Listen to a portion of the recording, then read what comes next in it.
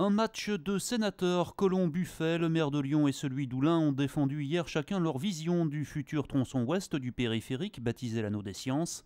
François-Noël Buffet défend un tracé long qui protégerait le quartier de la Soleil, Pierre-Bénite et Saint-Genis en passant plus à l'ouest des hôpitaux.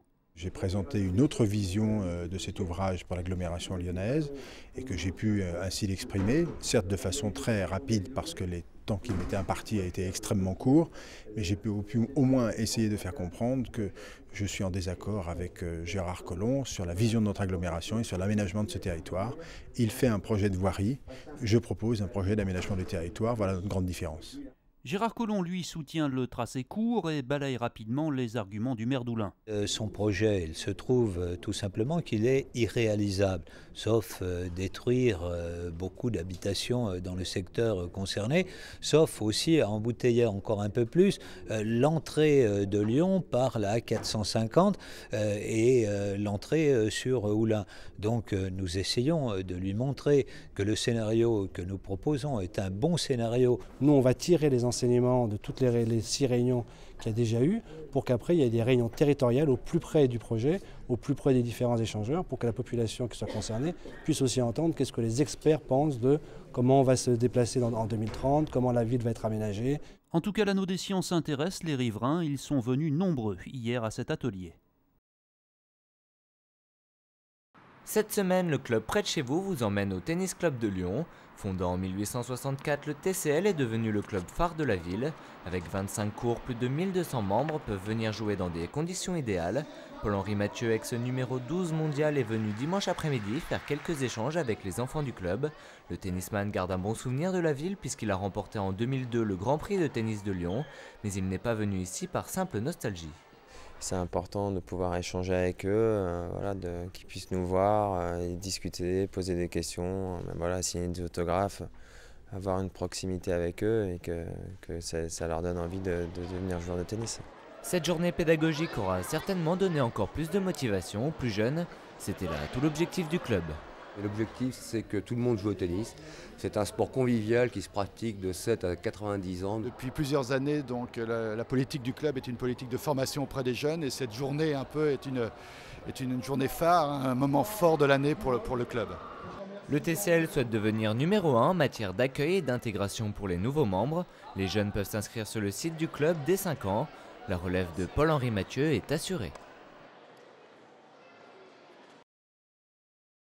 2012 restera définitivement une belle année pour le Lyon Hockey Club. Après avoir accédé aux playoffs la saison dernière, les Gaunes gardent pour Noël leur place de leader après une belle victoire contre Nice 3-2, d'autant plus que les Aigles étaient la bête noire du club. Les hommes d'Éric Médéros ont donc bien mérité quelques jours de repos. Vraiment vide la tête physiquement, il se repose parce que la deuxième partie de saison ça va être vachement intense, on va tirer dessus un peu, dans 3 mois, 2 mois et demi on est en pleine forme, pleine puissance et c'est là que ça va être capital pour des playoffs. Avec 11 victoires pour 4 défaites, les Lions réalisent un très bon début de saison. Cette série actuelle de 6 victoires donne de bons espoirs pour 2013. Le LHC peut donc toujours espérer aborder les playoffs dans la peau du leader. On va essayer de garder le même rythme, donc on va essayer de gagner le plus de matchs possible. Il va falloir être concentré à tous les matchs, que ce soit les premiers, les derniers, tout le monde va vouloir nous battre, donc il va falloir être fort. Les Lyonnais sont prévenus, ils devront désormais assumer le statut de favori de la Division 1. 25 points à la mi-saison, le bilan est satisfaisant, mais il ne faudra pas se relâcher. Le prochain déplacement s'annonce d'ailleurs compliqué contre Reims, le 3e, le 5 janvier prochain. Samedi soir, le club pugilistique villeurbanais organisait un gala de boxe dans la salle Raphaël de Barros. Au programme 5 combats pro, dont la finale de la Coupe de la Ligue. Elle opposait Omar Lamiri à Anthony Buquet. Après un match sous haute tension et 10 reprises sans KO, c'est finalement le boxeur de la team Omrani Lomami qui s'impose au point. Cette victoire lui permet donc de devenir le challenger au titre de champion de France des moins de 53 kg. Mon objectif, c'est donc de perdurer dans le temps, donc en étant champion de France professionnel. Le dernier combat de la soirée confronté à Hakim Zulika au Tchèque Jindřich Velecki. Le Villeurbanais devait se relancer après avoir perdu en janvier au championnat d'Europe. Une saison à s'entraîner qui s'est révélée payante. J'ai gagné au niveau de la blessure que j'ai causée à mon adversaire et l'arbitre a décidé, le médecin a décidé d'arrêter le combat. L'objectif c'était de finir au point et ça me convient, cette victoire elle me convient. Tous les boxeurs de la team Omrani Lomani ont donc remporté leur combat.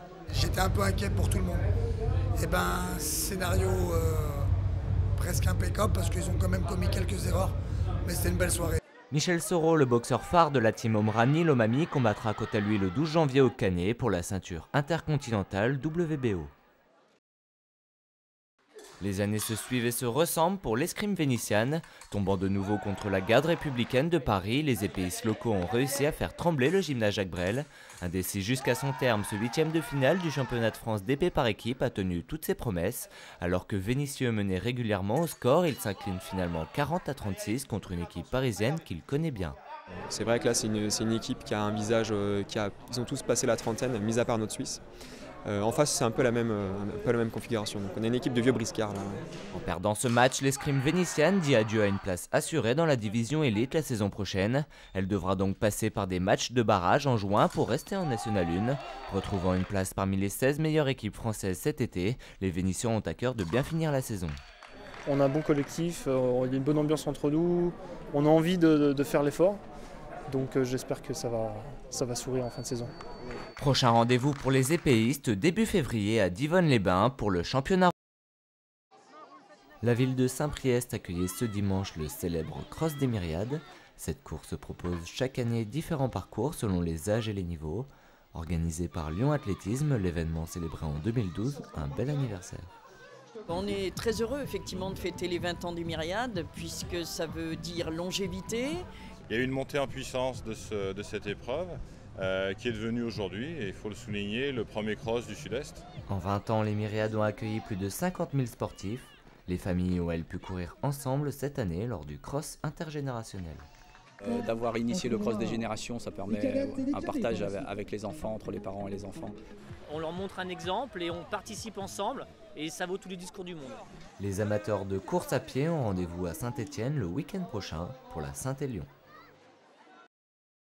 Après 5 ans d'absence, la montée du Mont-Tour revient en 2012, l'occasion pour les amateurs de course nocturne de rechausser leur lampe frontale, quelques jours seulement après la plus prestigieuse d'entre elles, la Saint-Élion. J'étais encore un petit peu fatiguée de ma course de la semaine dernière, mais c'est une course très rapide, magnifique parce que on est le 8 décembre, il y avait plein de petits lampions tout au long du parcours et super agréable donc à parcourir. Mais à Saint-Romain-en-Mont-d'Or, la formule est un peu différente des courses traditionnelles. Un départ toutes les 30 secondes et 3 km de montée à gravir dans la neige. C'est Damien Jean-Jean qui réalise le meilleur temps en 18 minutes et 15 secondes. Le record n'a donc pas été battu pour ce parcours identique aux éditions précédentes. Bien sûr, 100% nature, il n'y a pas un brin de goudron, que du chemin. Fidèle à notre concept, bien sûr, toujours pareil. Prochain rendez-vous pour les passionnés des courses nocturnes samedi avec les foulées de Jonage. Le Grand Parc Miribel-Jonage accueillait pour la 31e fois la manifestation sportive Jogil. Ce rendez-vous important pour tous les coureurs de la région a réuni près de 3000 participants. De tous les âges et de tous les niveaux, ces sportifs avaient le choix entre 5 parcours autour du lac, chacun le faisant à son rythme. Le parcours était bien, il faisait pas trop froid, pas de vent.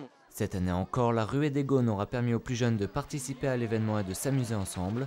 Courir pour le plaisir, c'est en effet la devise des organisateurs. Le club Amitié Nature de Lyon n'a pas choisi Miribel par hasard.